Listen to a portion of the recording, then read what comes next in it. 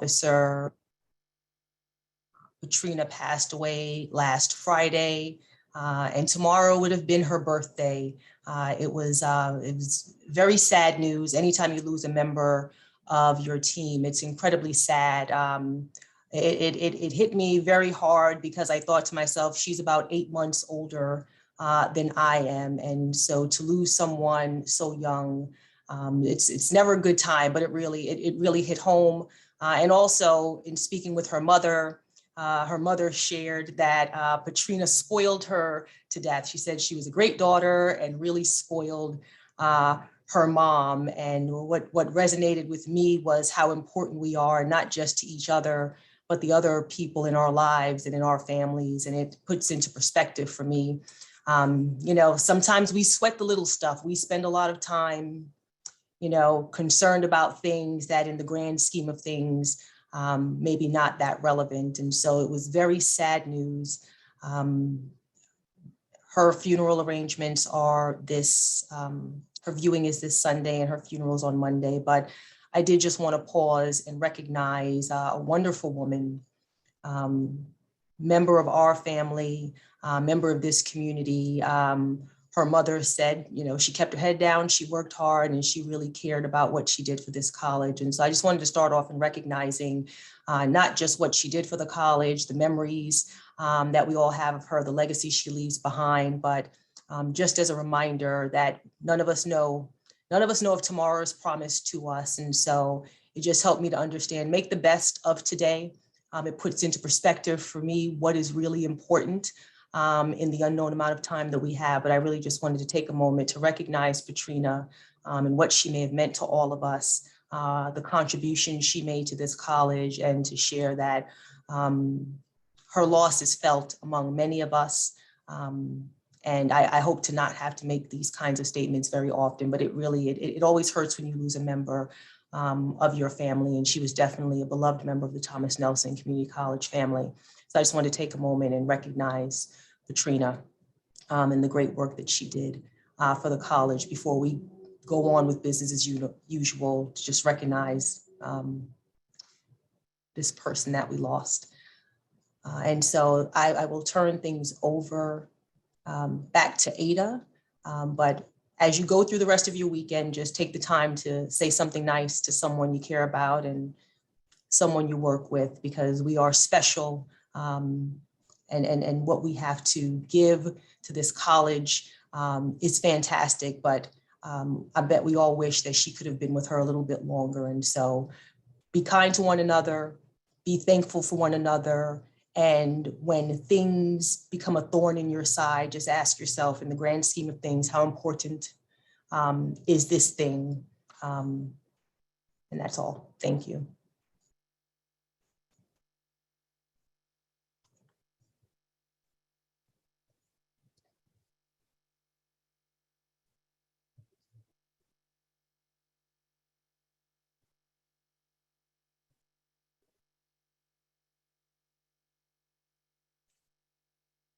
You know what the next slide should be, and I do believe it's an introduction. Yeah, there you go. There's an introduction. Thank you, Ada. Yeah, thank you for that. And sorry for my delay. I actually having a moment. It is difficult to sort of follow a tribute like that. So I think it's always hard to manage grief and loss. And I know she really touched a lot of folks here. So thank you for the intro. Hi, everyone. For those who I have not met yet, my name is Ada Badgley. I use she, her pronouns. There has been a lot of activity since our last meeting on December 3rd, but I wanted to start with a couple notes about our format for today. So we asked for feedback after our last town hall, and we understand that it was a little different from previous town halls, and we sort of wanted to share with you some of our format wise. And so we have a lot of information to share. We have gotten so much, so many requests of updates that folks are interested in hearing directly from the presenters. And we want to make sure that we have enough time to present all that information. We want to respect all of your time. We know you have full plates, and there's so many of you on the call right now who are taking time out of your day to be here and to participate in this. And so we want to respect that. We have muted everyone, and we have stopped the chat just for now, and that will be just while we are presenting information so that the presenters can get all the way through their information. I know that everyone who has facilitated a class or taught something, and you're trying to get through the information, but chats are coming through and folks are talking, can be really distracting. So we want to try to see if this will work where we're limiting distractions for our presenters. Once each sort of segment of the presentation is completed, we are going to open the chat back up, and we will open the opportunity for Q&A. If you have a question, you can raise your hand and you can ask it. And so with the feedback that we got from our last town hall, we wanted to make these adjustments so that it felt a little bit more like a give and take, but also allows the presenters to cover their information fully. And hopefully they will answer your questions before you even have to ask them. So with that being said, I also wanted to share a little bit about the Great Ideas portal. So that is something that we launched in November, and we have been receiving lots and lots of great ideas. And I have had the privilege to meet with so many of you and discuss the ideas that have been submitted, get more context, get more information. And I will share with you, some of them are incredibly simple, right? One of the great ideas was we should all park in the lot out front so that the folks on 64 can see that we're open and we're back for business. That's a great idea. Doesn't need a committee, doesn't need consensus. If you think that's a great idea and you're able to, go ahead and park out front and let everybody know we're back for business. But there's other ideas that are really complex, right? That are, one idea was that we needed to create a first-year learning cohort model to better support our incoming students in their transition to college. And that is going to take a lot of collaboration and a lot of work and a lot of conversation about how we might be able to get that off the ground. But it's still a great idea. It's just not one that we can all do starting on Monday. So I've really been enjoying the time getting to know folks and hear about your ideas, fleshing out these solutions. And I appreciate everyone's energy, really thinking about being solution oriented, right? This is an opportunity to say, I recognize that we are sort of repairing some foundational work that needs to be repaired, but I also think we are looking towards the future and trying to find new and creative ways to do the work we do. And there's been so much positivity. And so I just want to say thank you. I will share the link and the QR code at the end, should you get some great ideas as we're sitting here today that you want to share. For those of you who may have shared great ideas and not put your name on it, can't follow up with you. So sorry about that. We will, but we certainly take ideas in that manner. So keep submitting, keep engaging in conversations. A lot of our agenda topics were gained from conversations with our constituency groups, with supervisors, with committee chairs that submitted ideas and said, we really think that folks need to hear about these things. The list that we got to cover today was probably 20 bullet points long. So we tried to prioritize, and we are going to cover 4 primary topics, and we will certainly get to the other things as soon as we can, and we will host another town hall as quickly as possible so that we can share more information with you. So great ideas, keep them going. In terms of what we are going to cover today, we are going to circle back to our last town hall and give you an update about where we stand with enrollment and finances. Not fair to sort of leave you hanging with that. And so we want to make sure that everyone is in the loop on it. We've also got some feedback that it was important for us to address and redress COVID protocols and what the expectations are with that. So we will cover that.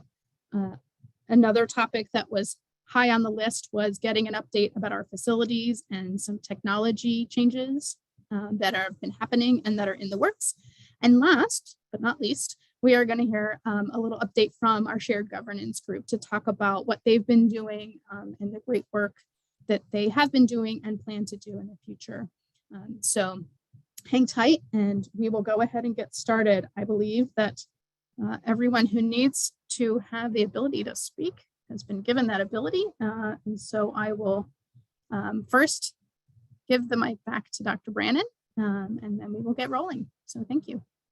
All right, thank you. And I will be brief to introduce a gentleman that many of you may have already met, Mr. John Massey, who joined us a little over a month ago as the Associate Vice President for Human Resources and Organizational Development at the college. I know he has been on a tour de force over the last few weeks, getting to meet with you all, hearing some of your great ideas also, and challenges and opportunities and ways that the Human Resources Office and department can really help you or address some of the concerns that you've had. So for those of you who have not yet had a chance to meet Mr. John Massey, I'd like an opportunity to turn the microphone over to him and just have him say hello and greet the group. And I'm sure you'll all have an opportunity to meet him over the next few months and years. So hello, everyone, and thank you very much, Dr. Brannon, for passing the mic here to me briefly. I won't take up too much time, but I do want to reiterate the phrase listening tour, because it is a nonstop listening tour. The Great Ideas Portal is just one way that we are gathering information about the things that are important to everybody across the campus community. And so I want to make sure that folks know that the mic stays open, that the listening tour continues. It continues next week and next month and next year. And so we do want to hear from you. We do want to know both what's working and where we can be better. So if you have those ideas, certainly reach out to us, let us know. I'm absolutely thrilled to be here and be part of this community and trying to make sure that HR is really the service organization that I believe it to be. So thank you very much and look forward to meeting all of you in the future.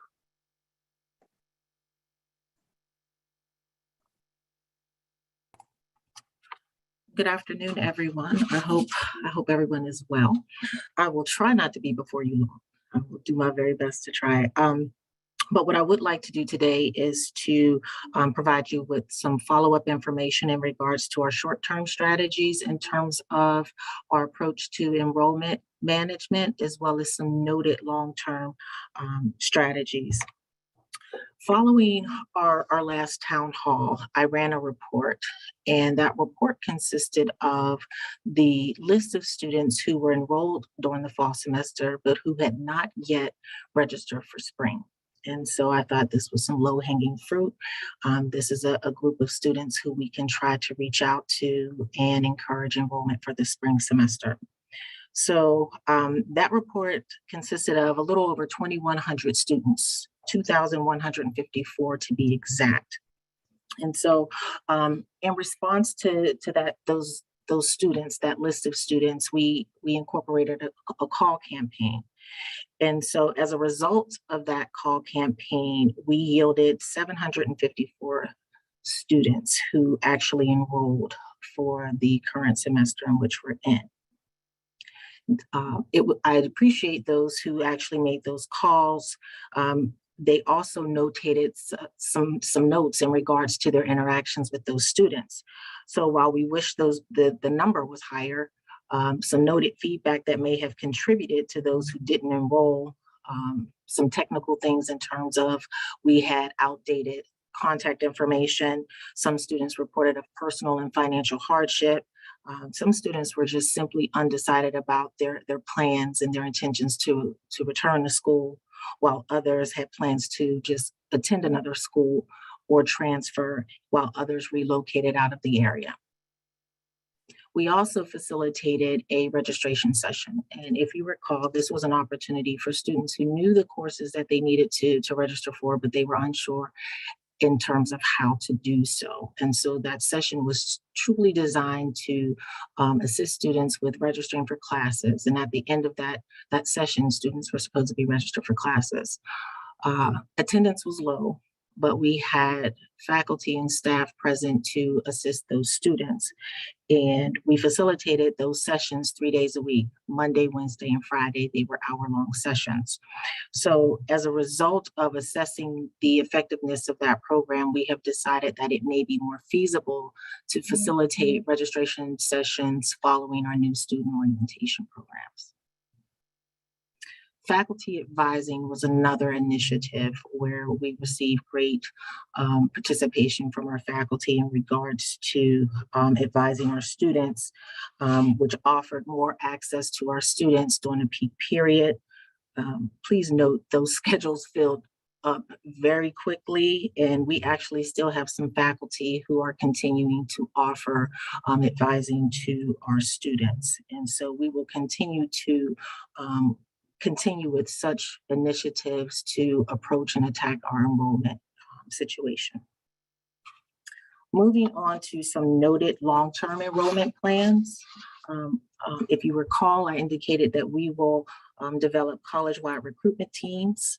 We will develop presentations to suit our targeted audiences. Members will include all individuals across the college. Another noted plan that we plan to implement is something that's referred to Preview Day.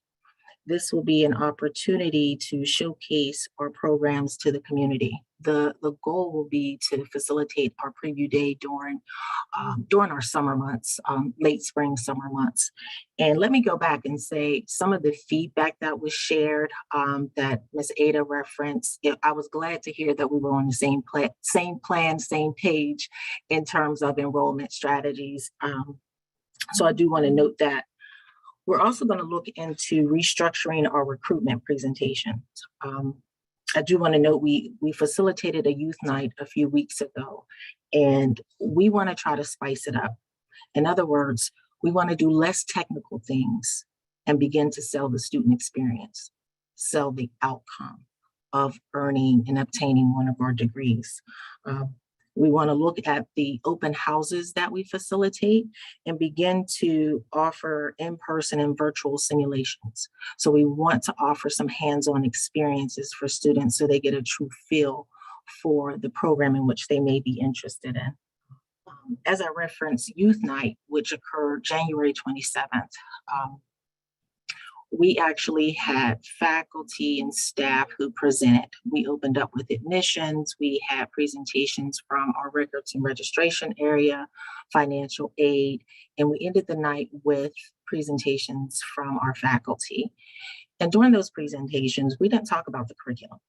We didn't talk about how many math courses, how many social sciences, the number of credits. That's not what we were selling. We were selling the experience. And so faculty presented on salaries, job opportunities, certain characteristics that are important to be successful in certain careers, where they can work, So this provided, again, students with more of a real world insight in terms of the programs and what it may look like once they get into the industry. We will also facilitate and connect with financial aid and try to capitalize on the Super Saturday. We did just participate in the Super Saturday just last weekend.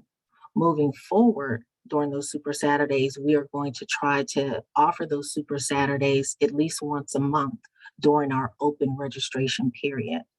That will allow students to, if they need to apply to the college, complete the FAFSA application, meet with advisors, as well as register for classes. Now, we're aware that all students may not be able to do that given specific circumstances, but for those who can, we want to be able to offer them that opportunity.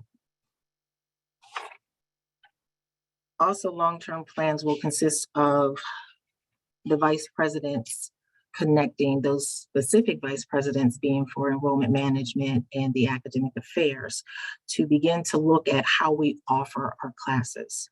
We want to begin to look at strategically approaching our courses that meets our students' needs. We have students who can come in, get in here and get out. We want to be able to offer them that pathway. We also want to be able to offer the traditional pathway. We're going to look at the days and times in which we offer classes to our students. We're going to collaborate in terms of registration and tuition deadline date messaging.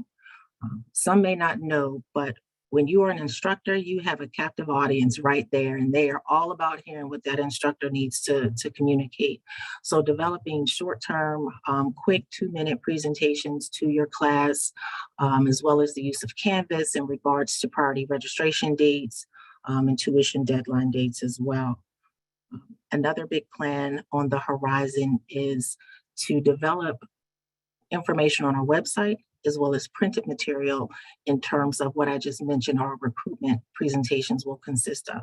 Students need to be able to walk away and know what they can do with their degree.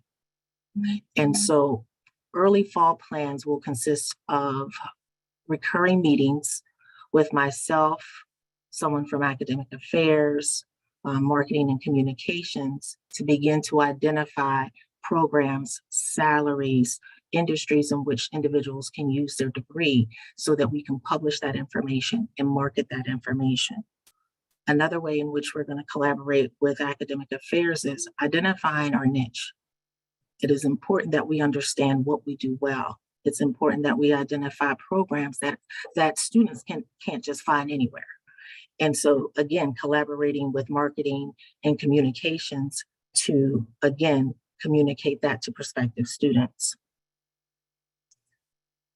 The collaboration with marketing and communications will also consist of timeless, evergreen types of commercials, but we'll also look at timely commercials. In other words, another idea that we're going to implement from an enrollment management standpoint is around November, maybe following the Thanksgiving holiday, is our commercials need to change.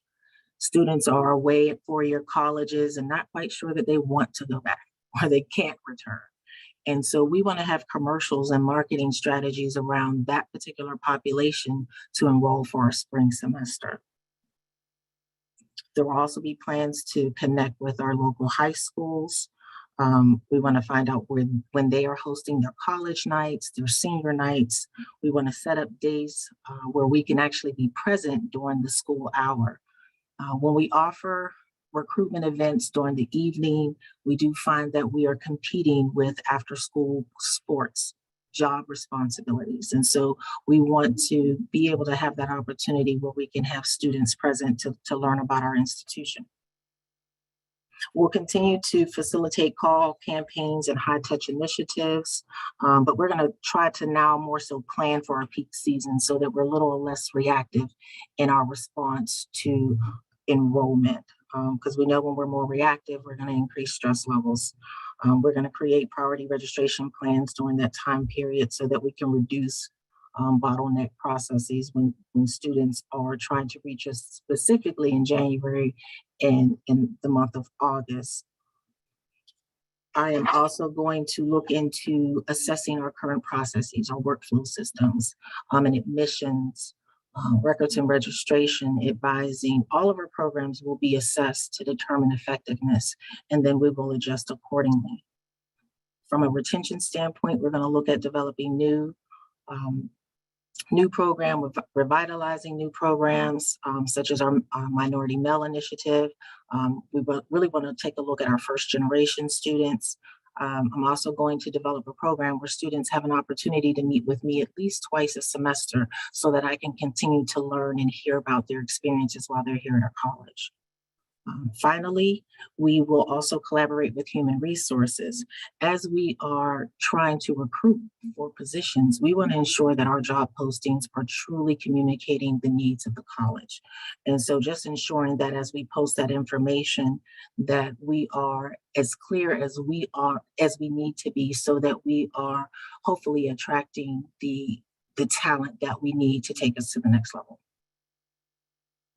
Finally, I want to truly extend a special thank you to those who not only stepped up, but they stepped out of their role with these initiatives. So we also offered a virtual boot camp. And so please allow me to extend my sincerest appreciation to Mr. Ted Twill and Ms. Katrina Bailey. They have also facilitated our new student orientation. So again, another appreciation and shout out to Ms. Katrina Bailey, Ted Twill, Ms. Veronica Dempsey, Asia Randolph, Lisa Smith, and Brandy Weaver. Our youth night, Ms. Keisha Samuels, Ms. Veronica Dempsey, Ms. Myra Vasquez, Dr. Monette Dutch, Ms. Patricia Reese, Ms. Dana Cook, Kathy Carbraw, Ms. Beth Dickens, Michael Mann, Julie Young, Mark Burge, Terrence Scott, Ed Morris, Teresa Frazier, Lloyd Carter, Jenny Jones, Mylea Kearns, Dr. Burge Hall, and Ms. Deborah Farley. We also facilitated our registration sessions, and I want to give a great shout out to Dr. Kristen Rarick, Kathy Murrow, Katrina Bailey, Veronica Dempsey, Erin Noble, Susan Lindley, Ted Tweel, and Sarah Gorman. I also want to say a special shout out to Ms. Sarah Lynn and Seth Fisher, because they were behind the scenes truly setting up Navigate so that our faculty could facilitate advising services during those months. That call campaign, as I mentioned, consisted of a list of students of a little over 2,100 students. And so I divided those students up among those who volunteered. So Ms. Stephanie Barnett, Cynthia Calloway, Erica Charity, Michael Filsinger, Lindsay LeMay, David Kleiman, Reham Mahfouz, Barbara Mason, Lorraine Pegway, Gary Pounder, Hannah Powers, Elizabeth Rosado, Michelle Shank, Ping Fei Song, Cheryl Sparrow, Natasha Woods. And for academic advising assistance that we received from our faculty, Michelle Alexander, Amy Anderson, Jacqueline Blackwell, Jeff Bonavita, David Coffey, Teresa Frazier, Sarah Lynn Gorgon, Maggie Haley, Dr. Betsy Harrison, Linda Herbert, Mylea Kearns, Erin Noble, Lorraine Petway, Keisha Samuels, Camille Sims, Cindy Somerset, Cece Wheeler, Susie Lindley, and Anthony Fentos. Again, I want to just say thank you so much for not only stepping up, but stepping out and trying to assist with our enrollment management here at the college.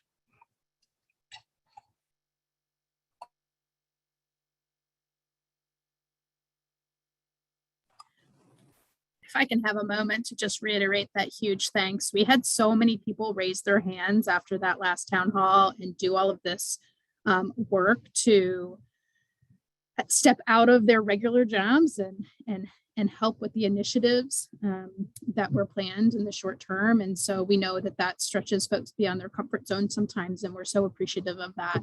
We know that all hands on deck cannot be a long-term strategy, but it's definitely occasionally a short-term need, and we just really want to emphasize that extra thing. So thank you so much. Did I say Barbara Mason? Okay, I just want to make sure I said my Miss Barbara Mason. Thank you.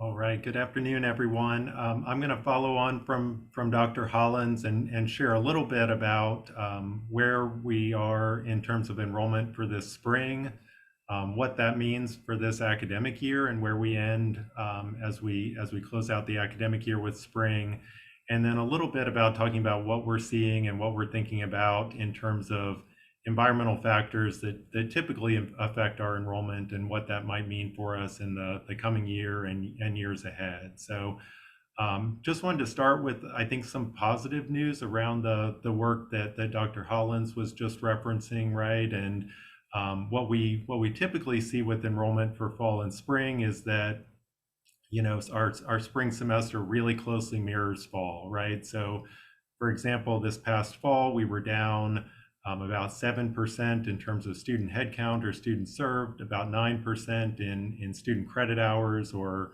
full-time student equivalency. And so typically we would expect that to kind of translate into the spring, right, and see a similar decline. What we've actually are projecting at this point, of course, the spring is still ongoing and we have some registrations to enter, but where we think we're going to come out for the current spring semester is closer to 4% down in students served and 6% down in full-time equivalent students. So of course we can't directly attribute that to these efforts, but you know, we've had these enrollment strategies in place. We had interventions in terms of getting more of our classes back face to face, right? That was one targeted effort, and then all of those focus support initiatives that Dr. Hollins just described are ones that likely have helped us have more students with us for this spring semester. So what does that mean for closing out the year and moving forward? Ada, if you wouldn't mind going forward to the next slide. Really, it means that our declines are going to be somewhat less this year, but we're still in that mode of enrollment decline, right? And so I think this graphic kind of tells the story, right, of where we've been and where we are. Of course, we don't know exactly how we're going to come out for this year. That's still a projection at this point.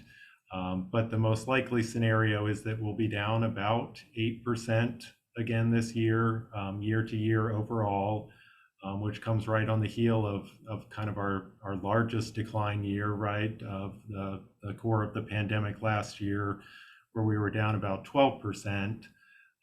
And where that'll put us kind of in the more historical perspective is down right around 48% in terms of enrollment since our peak back in the 2011-2012 academic year. So just to kind of put that in context and think about that in terms of the students we serve, we will likely end this year serving about 7,500 fewer students in credit instruction than we did just 10 years ago, right? So as we know, a really dramatic shift in enrollment and something that we have not yet turned around, right? We're still in that decline mode. A couple things kind of looking forward and thinking about where we're headed from here. Of course, when we think about enrollment projections for future years, one really important factor is our current students, right? Because a lot of our students here with us now will be here with us next year, right? So always an important factor in projecting enrollment forward is to look at our current students, think about how many of those will be retained with us.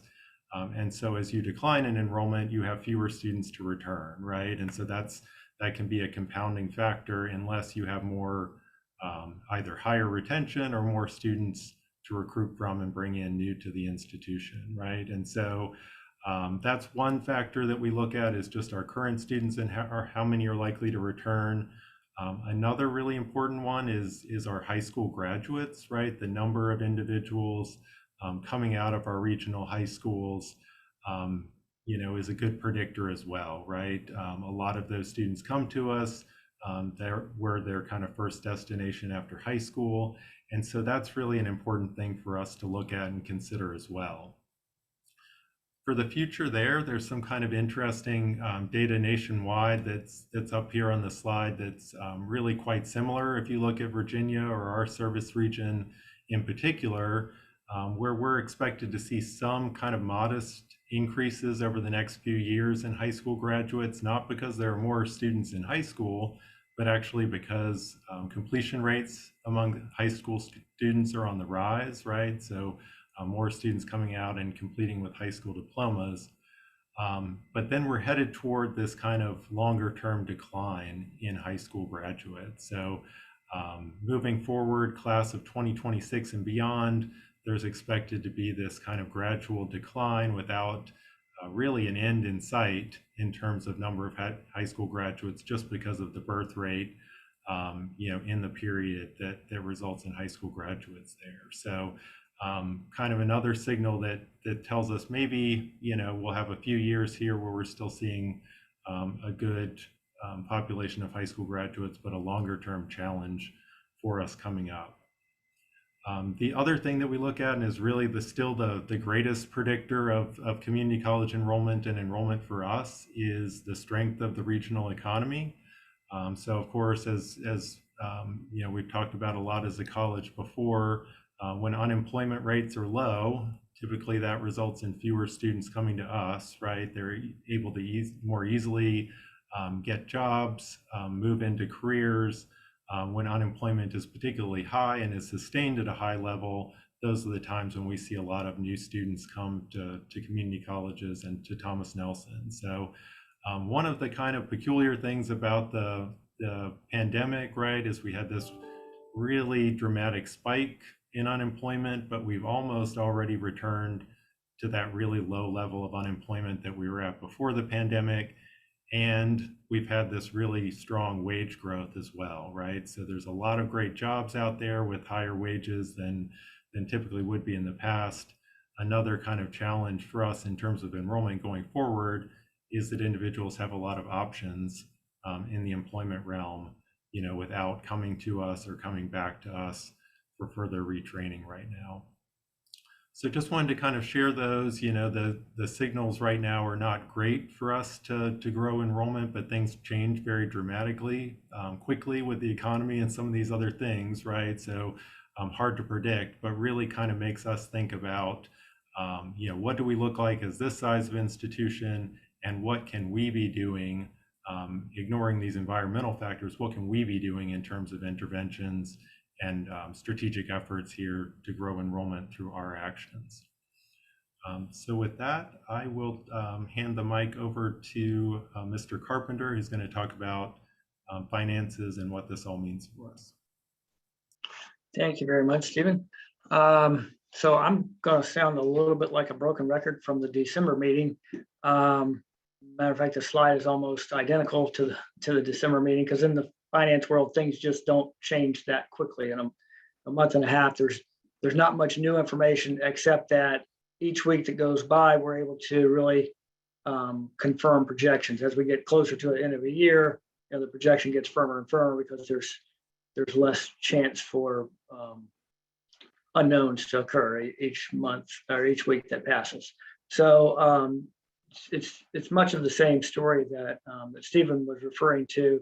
Our tuition since FY19 and what we have projected for this year is down nearly $4.5 million over that 3-year period. Obviously, you know, it's not sustainable. For the current year, were it not for carry forward that we had last year, a very good surplus, as well as care funds that we've been able to reimburse ourselves for some losses in revenue, we would be looking at roughly $2 million shortfall for this year.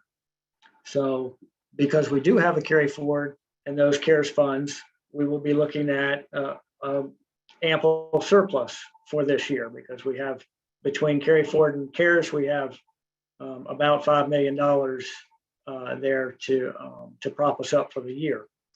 So looking forward to next year, it's much of the same story. And this, looking forward to next year, assumes no change in enrollment. So if enrollment continues to drop, the story will be worse. If enrollment heads up, then the story is much better.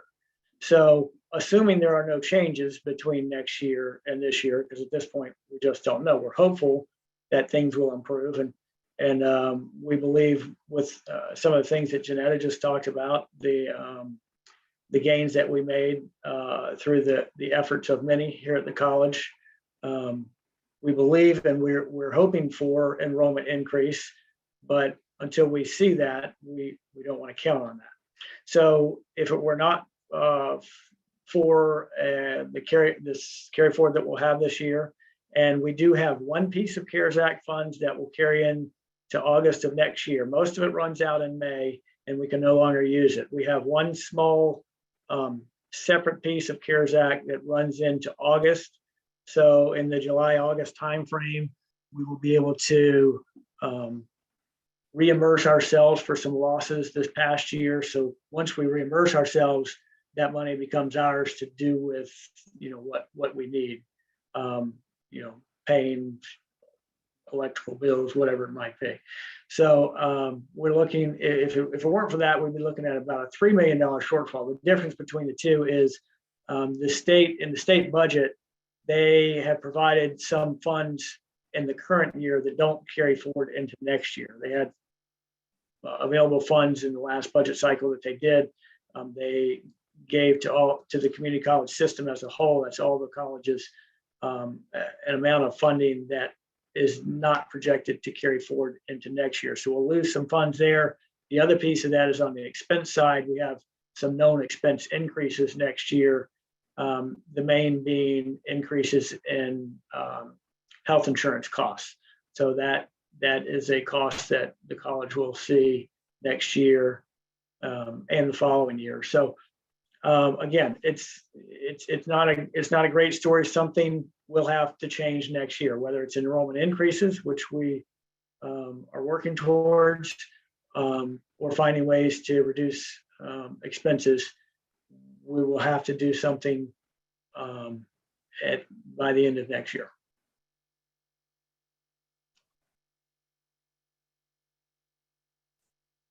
And when I say next year, that means fiscal year. So that would be June 30th, 2023 is when we believe we'll have be okay till then. But we won't have any more CARES Act money. We won't have a carry forward next year. We will this year, but not next year. So, or at least very little, if any. So that's the time where we're really the rubber will meet the road. We'll have to make up that deficit. So that's about 17 months from now.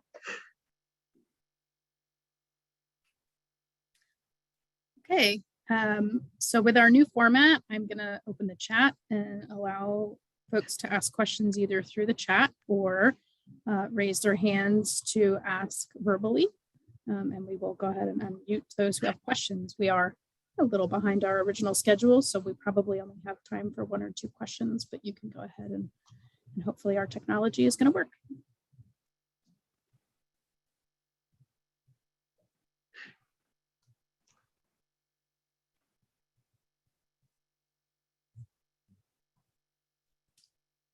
Any questions out there? I can raise my hand. It's Ted Twill here. Okay. I have a question.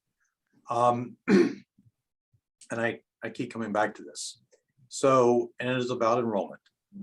And I think as Stephen Felker had quoted that for the average full-time teaching faculty, kind of to break even, we need 23 students into a course. So the question I ask is, what are we looking at in terms of a number that's acceptable beyond 23 students?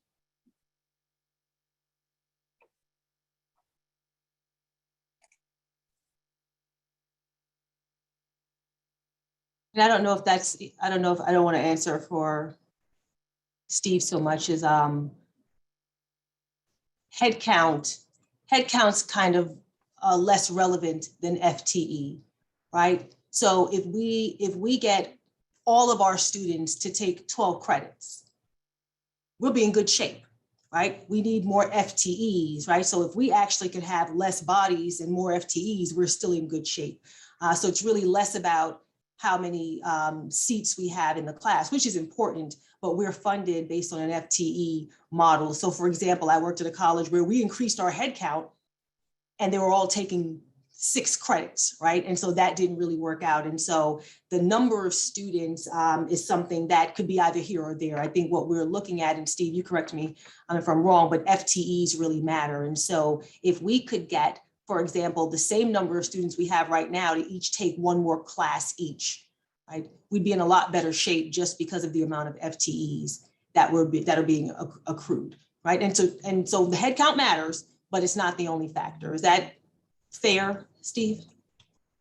That is fair. And I'm not 100% sure on the question whether it's how many students are acceptable in each class or in total. I mean, from a finance standpoint, I want to put as many students in each class as I can. That's how we earn the most money in order to compensate for the classes that have few students in them for, whatever the many cases legitimate reason. So we want to put as many students in a classroom as we can. If this is a question about the capacity of a faculty member to be able to teach some number of classes, that's beyond my expertise and area. But just looking at it from a finance standpoint, I want to put as many students in a classroom as I can.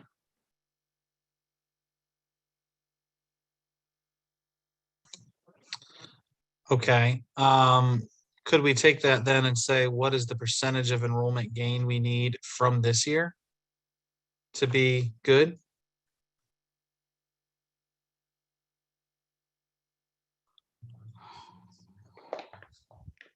My mail popped over my mute button. I couldn't get to it.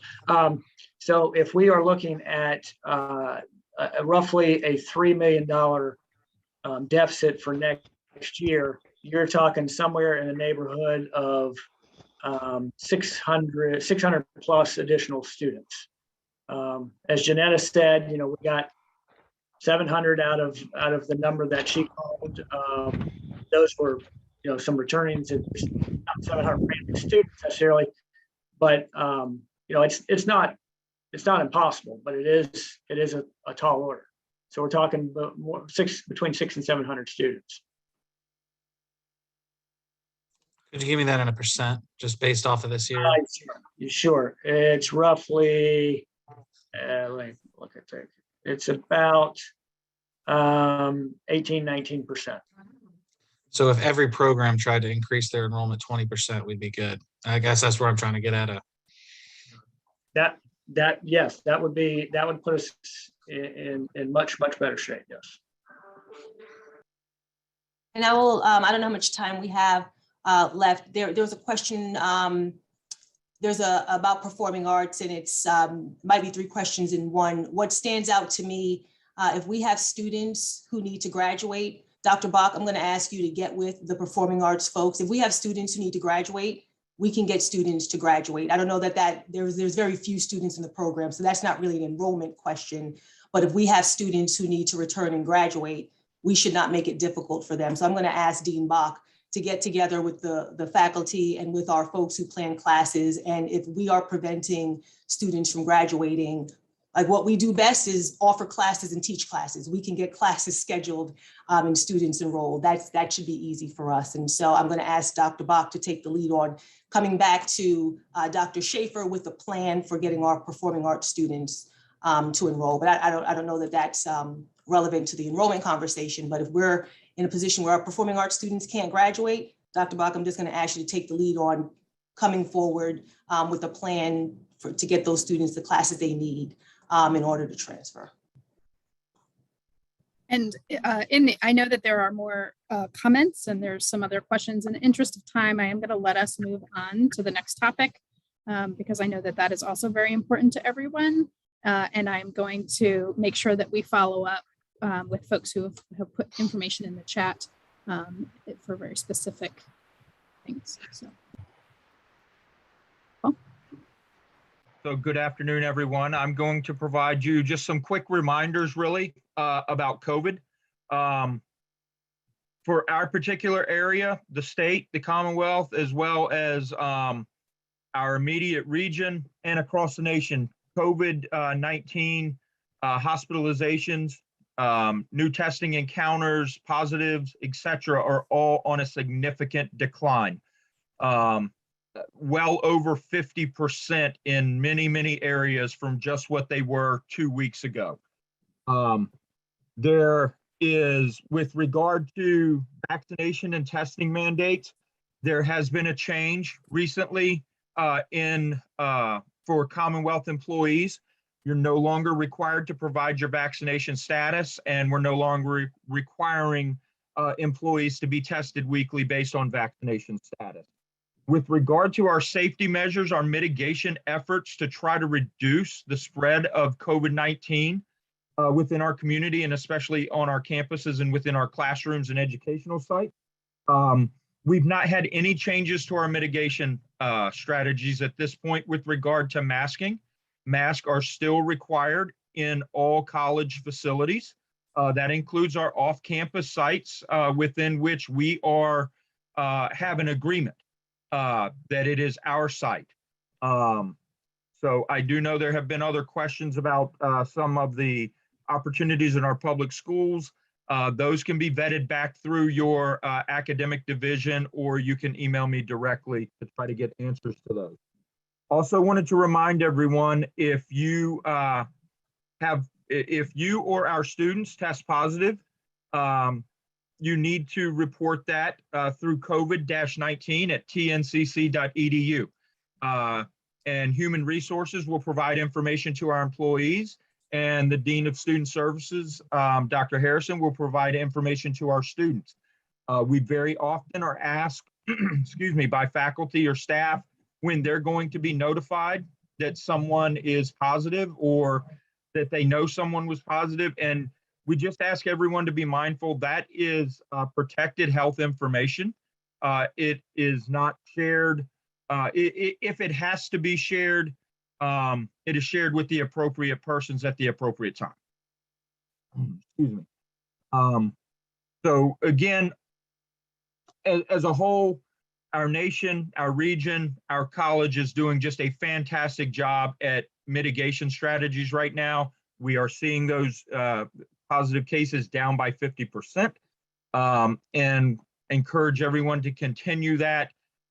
And we do make changes to our mitigation strategies as changes are made through the CDC or the Virginia Department of Health. So with that, Ada?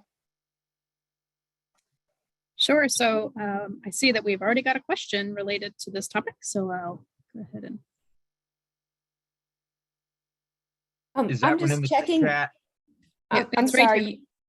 You said that that faculty should report if faculties or students are positive for COVID. So if a student tells me they have COVID, I'm supposed to report it? So if a student tells you, so one thing we want to remember, no one has a responsibility to tell anyone else that they're ill or what their illness is. We want to remind everybody to use the CDC Self Checker before coming on campus or to your educational site. If you are feeling ill and you're an employee, contact your supervisor and let them know that you're feeling ill. If it's a student, they should reach out to their faculty and let them know they're not going to be in class or that type of thing. If a student conveys to a faculty member that they are COVID positive or that they're ill, if they tell you they're COVID positive, advise them to report it through the COVID-19 at tncc.edu. If a coworker tells you that they're ill, advise them to self-report it. But we are not asking people of their health status. Did that answer your question?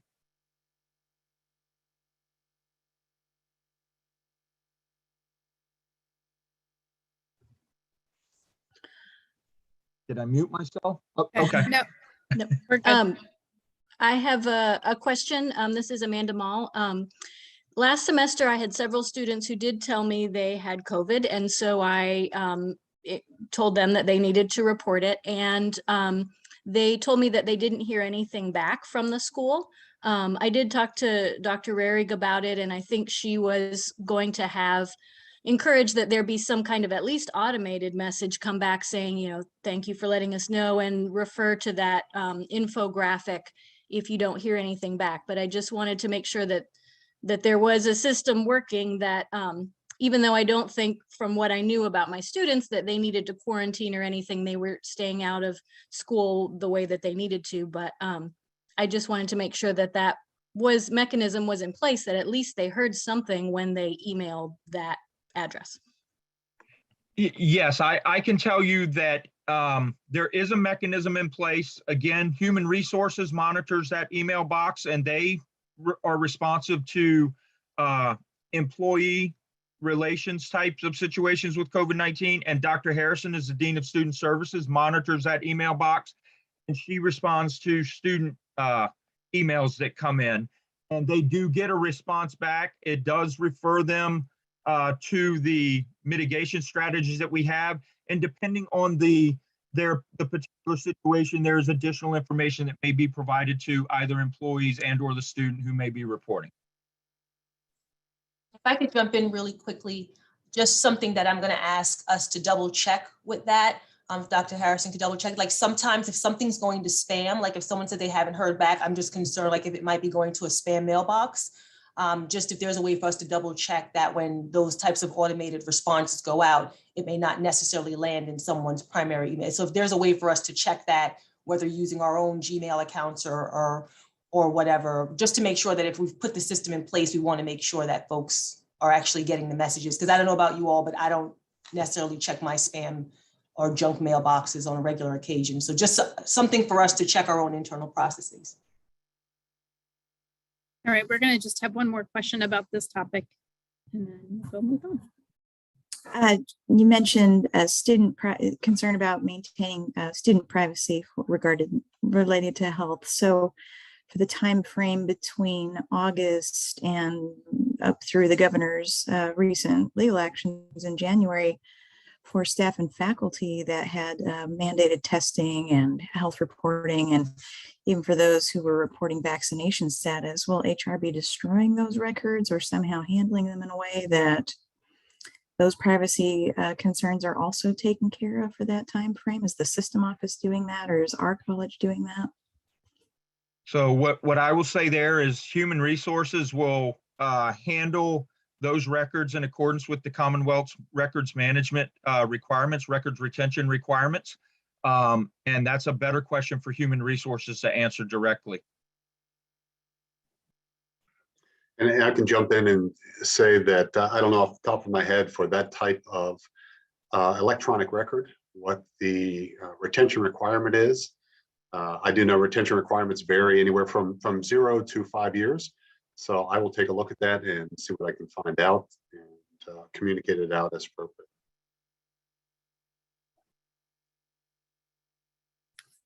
Okay, and again, in the interest of time, we're going to move on, but I know there was another question that came in the chat. If Paul might be, or Dean Long, would you be able to respond back to that in the chat? While we move on. Facilities update.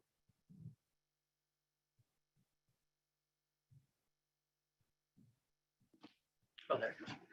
Having trouble with my mute button. I apologize. Yes, facilities update. So we have lots of really good positive news. Not all as good as we would like, but really good news, I think. And as we go through each of these updates, except for the very last one that you see on the list, all of these projects are system office led projects that belong to the system office, and we are the benefactors of their hard work. So I say that to say it's lots of great news, but it's not all exactly the time frame that we would like to see. And I'm not blaming the system office in any way. They are working very hard. It is just that the wheels of construction move very slowly. So as we're going through these, keep in mind that it's good news. Another thing to remember, all of the projects that you're looking at here, barring the last one, are paid for either by the VCCS Maintenance Reserve Fund, or insurance money in some cases, or the state itself providing finances. So when you look at all these huge major projects, they are nearly entirely paid for outside of Thomas Nelson funds. Now we're going to be able to contribute a little bit of funds to do some upgrades here and there to some of the things that we would really like to see that they may not be willing to put additional costs into, but nearly 100% of these projects are paid for outside of Thomas Nelson funds. Start out with Temple Hall Auditorium. That is, for the most part, still in design and going through approvals. I understand that the foundation work, which is the very first part, obviously that's necessary, is awaiting approval from DEB at this moment. I don't want anybody to think that the visible inactivity is any sign of things not moving forward. They are working very hard behind the scenes to get all the paperwork and the designs and all those things completed, and through the very rigorous processes to get the project visibly moving. We do hope to see some visible action this summer. So you should start seeing foundation and other work, big machinery on campus by this summer, and starting to do some work on the Temple Hall Auditorium. Obviously, the Temple Hall classroom office space goes along with that, that will not come back online until Templin Hall Auditorium is complete. So that brings me to the next item, which is Hampton 4. Hopefully everyone has heard about Hampton 4 by this time. It's the building right next to Hampton 3 on Butler Farm Road. It is a Templin Hall swing space, which means a temporary space to get us through this period of Templin Hall coming back online, which I should have mentioned. Once they begin that construction this summer, we're hopeful it's a little maybe in the 2-year time frame. So we would hope it would be online in the winter of 24, 25, hopefully, before the spring semester of January 25, but it'll be somewhere in that range. So in the meantime, we'll have this Templin swing space at Hampton 4. And what that space will consist of is offices for everyone that was displaced from Templin, as well as the classrooms and the specific classrooms that were displaced from Templin Hall. So when we have a art class, design studio, I think it is like a Cisco lab, we call it. I'm not in that area of expertise, but all those types of classrooms will exist in Hampton 4.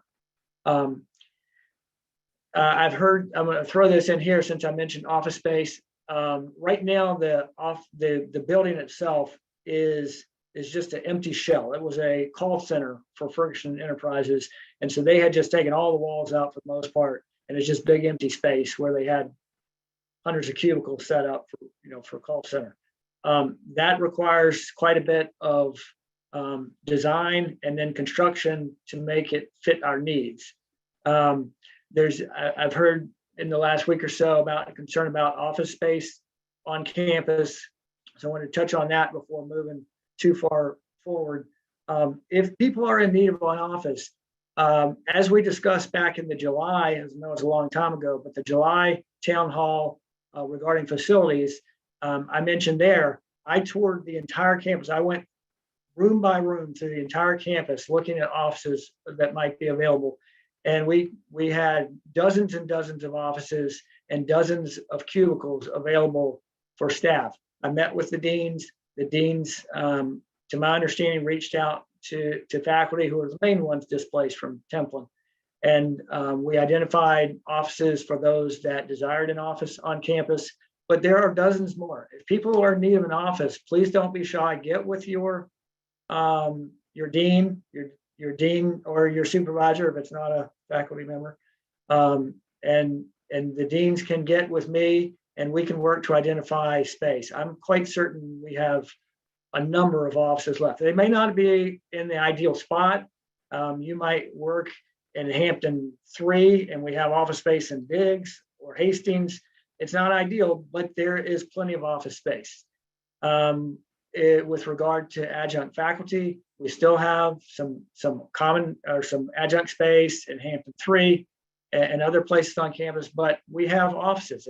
If people want to share an office, I will say the offices are cleaned only daily, but you can bring your own cleaning supplies in if you're concerned about sharing an office. But we have offices that people can, we could set up a way for you to share an office if we have a number of adjuncts that want to do that. So I hope that office space won't be a concern for much longer, especially when Hampton 4 comes online. So in addition to bringing everything from Templin over to Hampton 4, our goal is now working with the system office and the engineers and contractors that are doing this new building is to bring everything from Diggs-Moore Harrison also into Hampton 4. That increases the construction work done, but the cost of the facility is entirely borne by the insurance company. So there's no cost to us to rent this facility for the next 3+ years. So our goal and the engineers' goal that are working with the new building is if we can move people out of Diggs-Moore Harrison early, then and put them over here, we can tear that space down and have the new building in a more optimal spot. Just basically just move it over just a little bit. Right now, it has to kind of squeeze in, and it fits. It's the size we need, but it's really squeezed in between Hastings and more Digsmore Harrison area. So it's going to make it very difficult for construction to go on because they can't get to certain angles and sides because of the space. So if we can tear those buildings down, we can move the building over just a little bit and work out better for everyone. So that is the goal, to get everything from Digsmore Harrison into the new facility. Now, unfortunately, was just in a meeting on, I think it was Wednesday, and there are difficulties with getting the construction moving and getting the approvals needed, both from the city and the state, to move forward. There was some retro work to get the building ADA compliant. Much of that work is underway and done, but the build out of the space to create classrooms and so forth is just taking longer than expected, which is exactly what we should expect. Is that it was going to take longer than expected. So I am not as hopeful that we will be entirely in there for the fall semester. I'm working with Julie right now to identify exactly what classes are most needed for that space, but it is very possible that Hampton 4 will be available in part for the fall semester and coming online throughout the fall semester. So for the different sessions, may be able to add classrooms, but it doesn't look like it will be entirely available to us for the August start of fall classes. But it's still, I know they're moving as quickly as they can. They understand our urgency. They're sympathetic to our urgency. It's just that it takes a long time to do things. That brings us to the construction of the new classroom administration building, what we're currently calling Digsmore Harrison replacement. I kind of already touched on that, except to tell you it's on target. The funding exists at the state level. It was approved in the budget. The funding will actually be released, hopefully this coming year, and we will start to see construction there as well. It has to go through the entire bid process and selection process, but that is all in the works. And we would expect to see that building open and available somewhere close to the same time frame as Templin. So maybe a little bit behind, a little bit of a delay from that, but somewhere in the neighborhood of 3 years from now, give or take a few months. That's their current plan and goal. Again, as I said a minute ago, we should expect it to take longer than expected, but that is what we are hoping for. Roof repairs. The snow that we've had the last couple of weeks, as well as some rains, has brought to light some and enhanced some leaks and things that we have been dealing with. We had a construction. We're not, in some cases, patches we can do, but for the most part, we don't have expertise to do that level of work. We hire contractors. We had a contractor on site that was able to fix a few of those issues. Others we've identified since their efforts that there's still some problems. So we have to have constructions back on site to do some additional work. But just please know that we are working on it. We're aware of it. It's not easy. I mean, it's not like you just go up and say, oh, there's the hole and fill it in and it's done. They're very, very difficult in some cases to find. Water, I worked with water for years. It can find its way through anything and anywhere. So it is very difficult sometimes to identify that thing. But we are efforting that as best we can. It takes time. In the meantime, as you see issues, please report it. We can, obviously, we don't want to have buckets all over the place, but we can put buckets where needed, and we can replace tiles as needed. If you let tiles sit with water on it, you start to get the brown. We don't want that. So please let us know anytime you see that, put in the work orders so that we can make quick temporary repairs as we work towards more permanent repairs. Roof replacement, that's related to Hastings and the Hastings Annex. That project is, I know we've been talking about it a good long time, but as I said, construction wheels move slowly. It is in process. We're hopeful that we'll have a construction award in just a couple months, and actual construction will begin late summer, early fall on that project. And so Hastings has been a difficult, issue for a number of years with leaks. But this roof replacement should take care of those things, and we expect to see construction beginning late summer, early fall. HVAC units, while Templin is down, we're taking the opportunity to go ahead and replace the HVAC units on at the Templin office and classroom side. Obviously, they'll be new as the auditorium goes up, but we're replacing everything in the office and classroom side of the building also.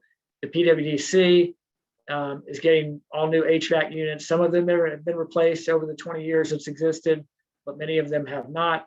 That is a project that is born in large part by the tenants that are in the facility, ODU, Hampton Roads Workforce Council, and the VEC. Our portion of it is being covered by the system office, VCCS. Unless we're able to use CARES Act money for it, we'll do that if we can get permission to use CARES Act funds for that. If not, the system office is covered. The Hastings, that all the roof replacements of HVAC units at Hastings will be replaced with the new roof. There's some HVAC equipment on the ground that's not necessarily going to be replaced with it, but the rooftop units will all be replaced with the new roof. The HVAC study at Hampton 3, this is the one where, and this is just a study that we're bearing the cost of. If you work over in Hampton 3 or teach in Hampton 3 at all, or take a class in Hampton 3, anything, you'll know we've experienced quite a few problems with the heat and air in that facility in the last year or two. And it is a very, very different, unusual HVAC system. It's not like any normal system that you have out there that has a unit and ductwork and pushes out. It's very, very different than that. Each area has its own unit that takes the Freon in from somewhere else and pushes it out. It's an odd system. So we're going to have someone come in and look at that system and see if there's anything else we can do. The reason, my understanding, I wasn't here, the reason that in part that system was used is the roof, the distance between the ceiling and the roof is narrow, and there's not enough room for duct work to go through there. So we're having a study to see what can we do. Is it possible to put a more traditional unit here, or do we need to just replace everything we have? It lasted, roughly 10 years. So that's good, but not great. But we're having so many problems with it. We can't continue, for one, to have the expense of constant breakdowns, but equally or more importantly, to have the discomfort of our employees for, in some cases, weeks at a time, because parts are very hard to come by in this time. So we're having a study done. Actually, we're having somebody on campus Monday to get that underway. But any resolution to that is a ways out. But please know that we realize it's a problem and we're working on it. That's all that I have for the moment. Ada?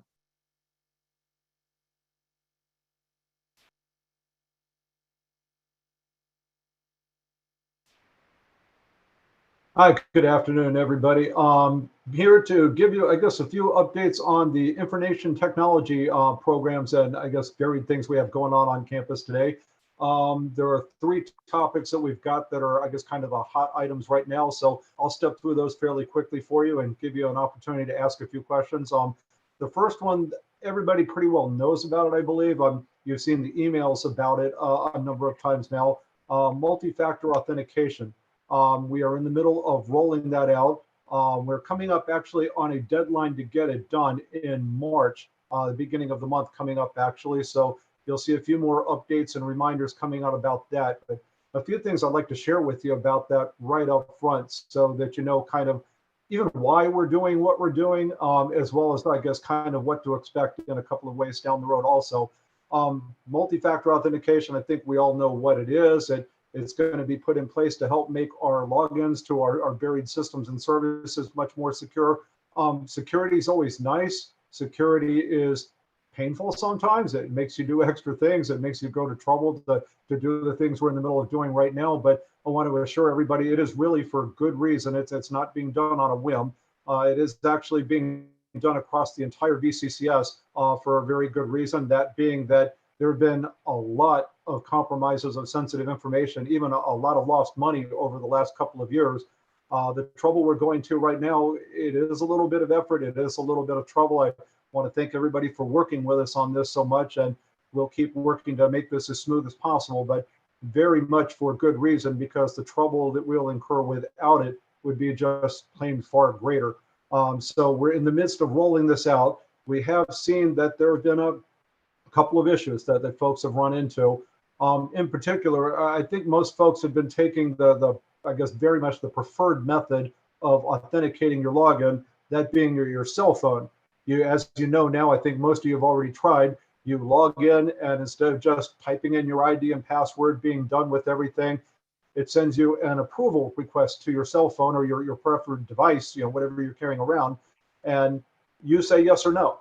If you ever get an approval to log in and you haven't just tried to log in, the idea is that you say no, and whoever just tried to pull a fast one on you can't go any further. If, of course, you are the one trying to log in, you just tap the approve button and in you go, no problem. We have had a couple of folks running into difficulties with that with their individual phones, sometimes related to Wi-Fi at home, cable modem service, something about the phone itself. There can be a variety of issues going on right now regarding that.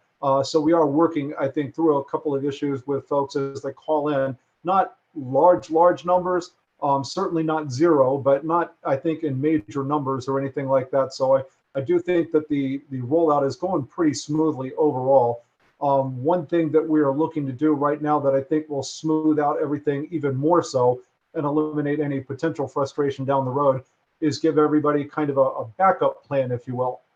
For example, if I've lost my cell phone, I'm kind of in trouble, if I can't get that approval that day, or if for whatever reason it's not working, then that's certainly a problem getting in. If we give everybody kind of a plan B, which is what we'll be working on next, then if you can't get through, something's malfunctioning with your cell phone, the app's not working, you've lost it, then you can just go on to the second option and authenticate through that and not find yourself locked out. I think one of the things you'll see available as a pretty typical second option is the use of your email account, meaning that if I can't log in using my cell phone app, for example, in this case, then the system will default to sending the code that I need to log in to my alternate email account. I check my email, I see the numeric code they give me, I type in the proper sequence, and off I go. I'm back in business again.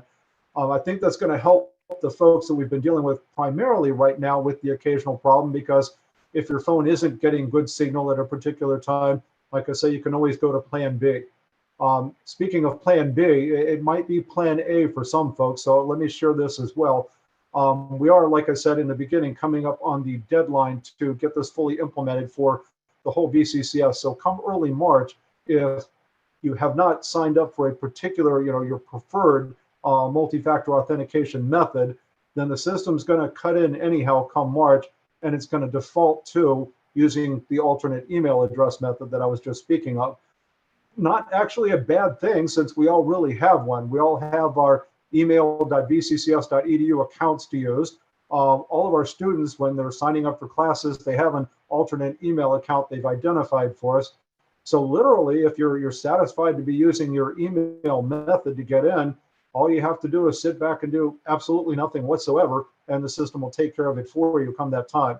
Between now and March, if you prefer another method, such as using your smartphone or getting a text message on the phone, any of the other options, we've got the instructions out there posted for everybody.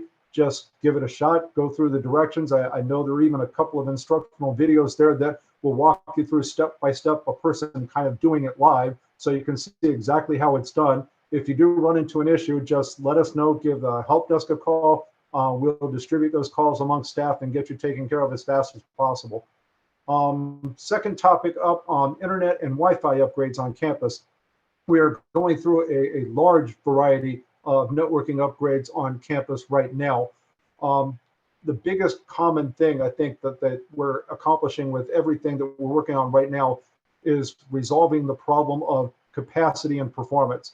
Right now, and most of you know this, way better than even I do, there have been times in the past where you've gone into a particular facility, everything seems to be kind of okay, but a few more folks show up and things get so slow that you just can't keep going, or there's some activity going on campus and other activities slow up as a result. What we really just have been lacking capacity to do, but so much at once. Too many people show up in one place, too many different things going on campus, and services just start performing poorly at that point, which is why we're doing this renovation in the first place. We're actually improving our overall capacity literally by, I think, about 1,600 times to be mathematically accurate right now, while hopefully, if everything goes to plan, reducing our maintenance expenses for the future at the same time. So we kind of get to have our cake and eat it too a little bit. And one example of exactly that, we have two campuses. We are one of the colleges in the VCCS that is not confined to a single campus and a single location. So it spreads out IT, it spreads out our need to get things done. Oftentimes that means it doubles up on cost and reduced performance in some ways. Right now, we have actually found a way to tie our campuses together such that the two campuses, Williamsburg and Hampton, they will act, they will perform, they will give you services as if they were all in the same place. So if you kind of ignore for a second that there is a little bit of distance between those locations, you don't really have to think of them as different locations anymore. We are a single college, and the campuses will perform like a single campus now with no loss of service or performance whatsoever. That is going to result in a great deal of savings and a whole lot of simplification and bringing added services to the college.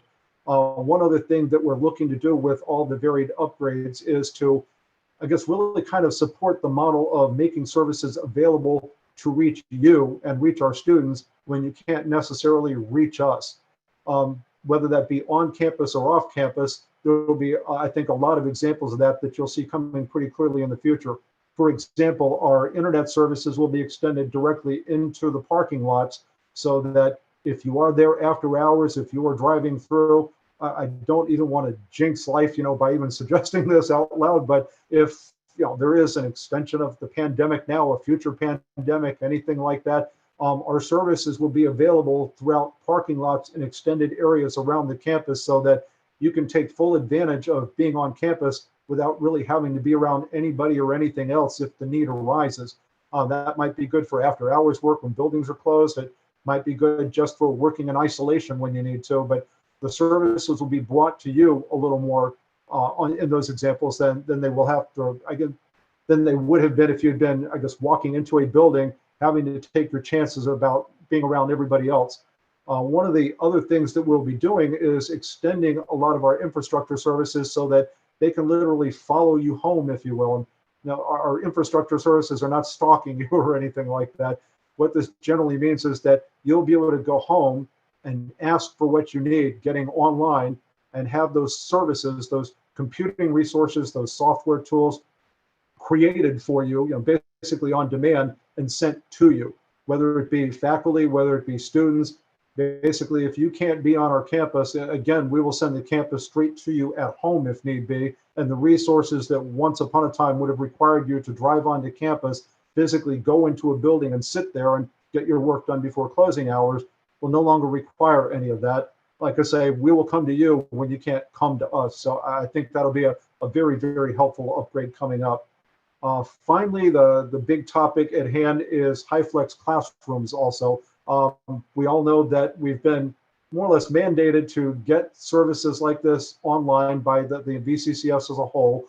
I think we all see the wisdom of doing that because, again, we have to look for ways to reach out to our students when they can't be with us for any number of reasons now. And I think there are a lot of reasons to do this. The pandemic's an obvious one, but I think there are a lot of reasons, even pandemic aside, to try to make it easy for students to reach us. The military work in the area, I think, is one of the greatest examples in the world. When they can't get to us, we need to find a way to get to them. And that's, I think, again, part of what HyFlex is going to be all about. We've had a big challenge in trying to get anything done because, as we all know, there's been a real problem with getting supplies and getting technologies in hand. The supply chain issues that you hear about in the news, they are not exaggerated. They can be nightmarish sometimes. I know of things that we have ordered literally almost a year ago that are just now hopefully getting ready to show up onto campus, right this very minute. So Everything that you hear and read about is not exaggerated in the least. The good news is that a lot of what we need to implement high flex classrooms has finally shown up. A lot of this is in hand now. So we will have the ability to put, really large crystal clear displays in the front of the classrooms, cameras positioned around the classroom so that students at home can feel like they're in class with you. They can see everything that's going on. They can look around the classroom. They'll be able to see and hear perfectly well because we'll be equipping these systems with the speakers and the microphone sets necessary for complete, clear communication. I mean, it won't be staticky. It won't be challenging.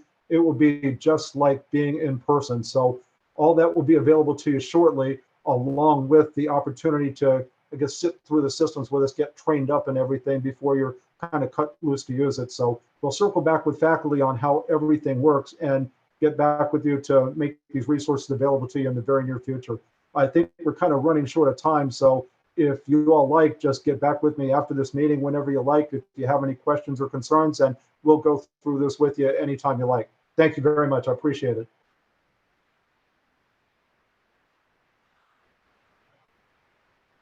So folks, we are really low on time here today. We are going You can do skip. shared governance in 3 minutes. Okay, we're going to skip question and answers, and we're going to get into shared governance. Would you like to start here or on your Absolutely. next slide? So Okay. as most of you recognize, this is a communication slide, and shared governance is all about communication and collaboration. It came from the Monday meetup and the encore presentation that Dr. Brandon, Keisha Samuels, and myself presented twice last May. And we are going to be planning to do that again this spring. We got a couple of slides that's going to provide a little bit of a historical context. We're going to have also some information about where we are at right now in the Shared Governance Committee and what our plans are for the future. Keisha. Thank you, Paul. So thank you guys for hanging in there with us. We're going to make it really, really brief.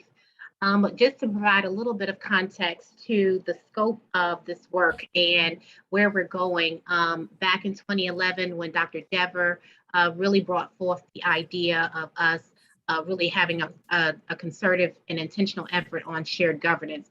The goal at that time was, the goal at this time is to increase collaboration. So it's really important to understand where we've come from and where we're going. It is, the history also lends itself to, in 2019, we were approached with another idea of this whole idea of collaborative decision making. And so what we did, coming from the 2011, when Dr. Dever introduced it, was that it was primarily led by administrators. So it was a really top-heavy decision-making model that we were following. But based on where we are now in the VCCS, where we are now as a community, where we are now as a society, there has been a shift. There's been lots and lots of research to support a more collaborative engagement with faculty and staff as it relates to shared governance.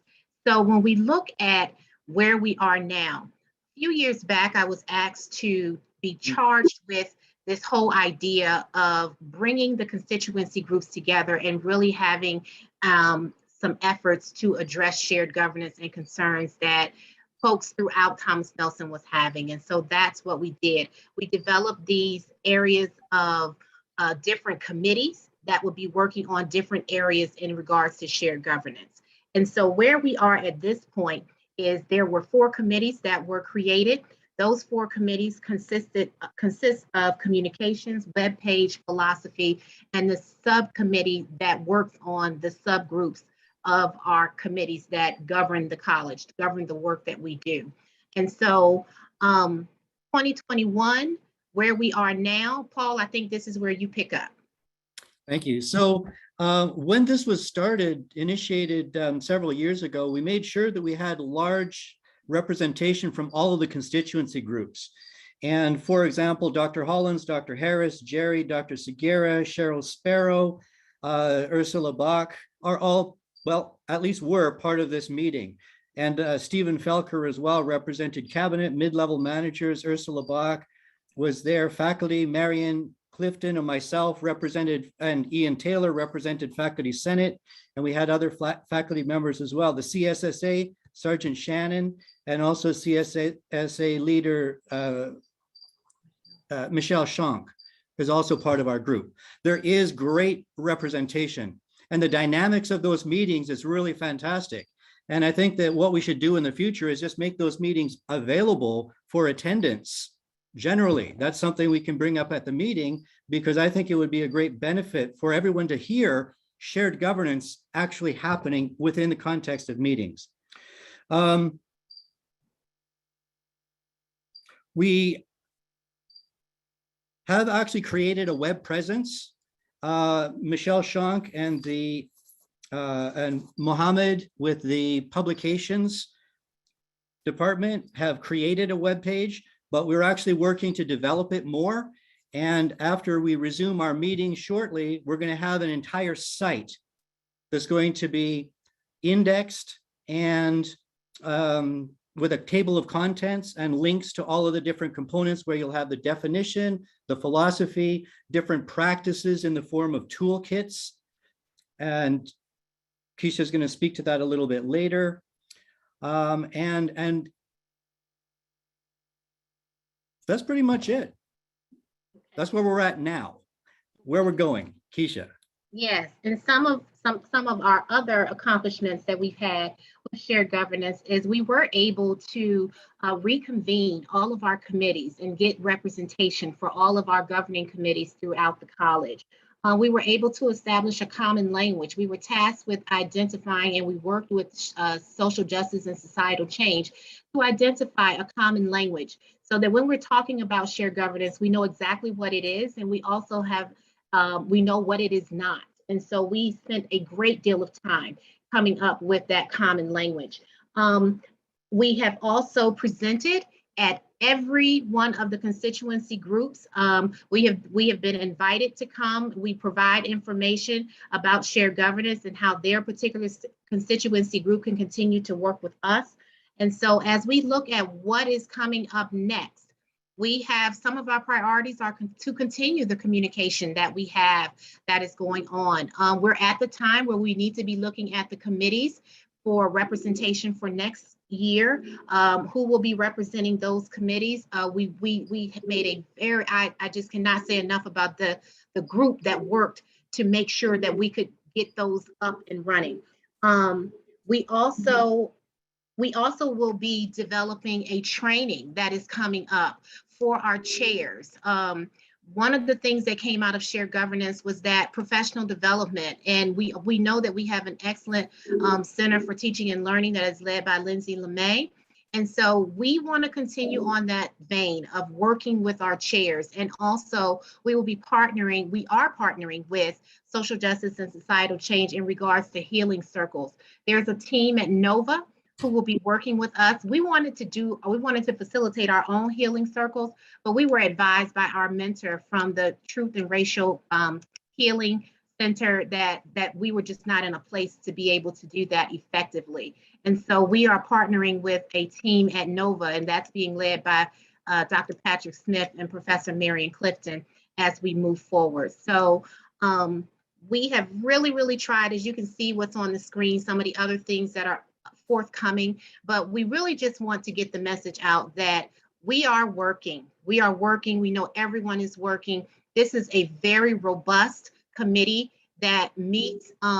We were meeting every 3 weeks. We did not meet in January, and our meetings will resume in 2 weeks from now, and we will have 3 upcoming meetings for the remainder of the year. So that's what's on the horizons for shared governance. Paul, did I leave out anything?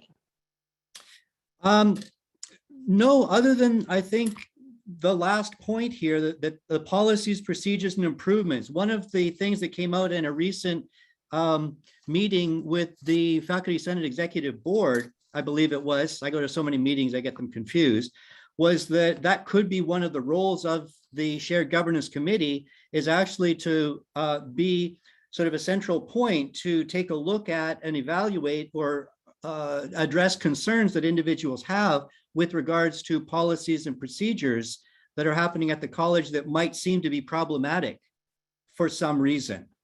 And as the name suggests, the shared governance is all about sharing.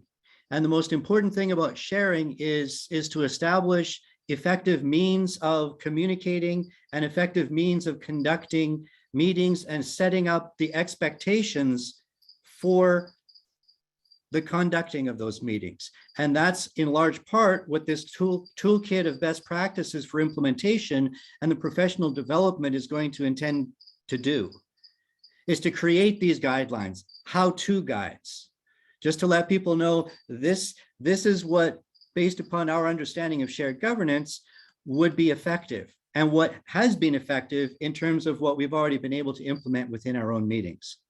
And we really look forward to sharing all this with you. Thank you, Ada.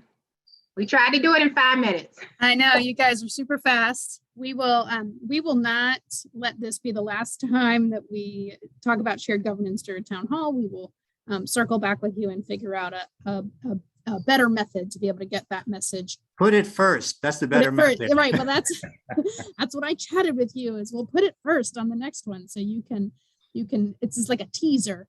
And then we will be able to have you guys start for the next town hall and then circle back to the things that the other topics that came in from our constituency group. So thank you for that. And thank you to all the presenters. I just want to share, you don't have to wait for a town hall to ask questions. We are all here. Most of us are on campus every single day, and so, send questions. If you've got issues with either facilities or IT, there's work order systems to be able to submit those to make sure that we're seeing trends and we're able to address them. You certainly don't need to wait for a town hall if there's a question that's burning or something that needs to be addressed. We do have just a few quick announcements for those of you who are still on the call. We have decided that we have firmed up the plans for spring 2022 commencement. And here is our information. We are going to host in-person commencement for our students for the first time in several years. We have secured a contract at Liberty Live, which is right on Big Bethel Road, which will be incredibly convenient for our students and their families. It will also be live streamed for those who are not able to attend in person. And we are also going to reach out to the class of 21 and 20. If they are interested in walking because they didn't get to have that opportunity, we're going to be able to have them do that with us as well. Now, this is in its infancy of planning. There is a enormous committee that has been put together to try to make sure that we are hearing from everybody, getting the input that we need to have in order to make this a really special and spectacular event for our students. So please mark your calendars and please join us in celebrating the last graduating class of Thomas Nelson, because next year will be the first graduating class of Virginia Peninsula Community College. We have scheduled the next town hall for March 18th at 2 o'clock. We hope that you will join us on that. We will start with shared governance and then we will launch into some other things. So hopefully you will mark your calendars for that and we will get that invitation going very, very soon.